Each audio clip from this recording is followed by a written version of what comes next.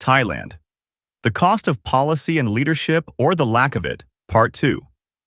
Thailand's reckless policies toward its neighbors and the lack of clear leadership have severely strained its own international standing and its relations with its neighbors. This two-part series examined the consequences on previously good neighborly relations caused by Thailand's domestic political complications, most notably the lack of clear policies and leadership. Thailand's irresponsible policies and political vacuum. Let's go back in time to before the killing of an unarmed and unprovoked Cambodian soldier on May 28, 2025. People wondered why this happened, and why at a time when relations between the two countries were excellent. Most governments derive their popularity from policies that make citizens richer and happier. The government constantly strives to ease the burden on the population while creating more opportunities for growth. In Thailand, the population is experiencing a political vacuum and a lack of leadership. Why? The answer is simple. People can simply ask, what are the recent policies that Thai government has unleashed to benefit Thai people and Thai economy? People do not have a clue. Another critical question is, whom Thai people believe to hold the core power at the moment? Again, no one could provide an answer. Although some Thais do not believe the Thai government and military have attempted to divert the domestic political vacuum into border conflicts, Thailand is currently facing border violence and security issues with Myanmar, Malaysia, and Cambodia. Why is Thailand straining its relations with all its neighbors at once? Again, nobody has a clear-cut answer. This is extremely regrettable.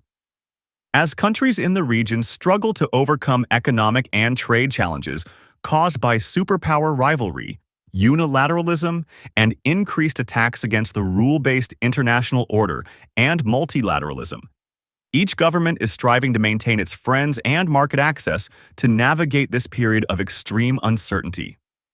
For example, on January 7th, Malaysia and Singapore joined forces to create the largest cross-border special economic zone ever established in the region. The two countries signed an agreement to establish an SEZ in the southern Malaysian state of Johor to support investment and liberalize the movement of goods and people between the two countries. On June 16, 2025, Indonesian President Prabowo Subianto was telling the world that his country is copying with pride the good policies that have been implemented by Singapore. On June 30, 2025, Indonesia announced a major deregulation initiative to ease import restrictions on 10 strategic commodity groups. In this moment of extreme uncertainties, countries would try to team up, not break up.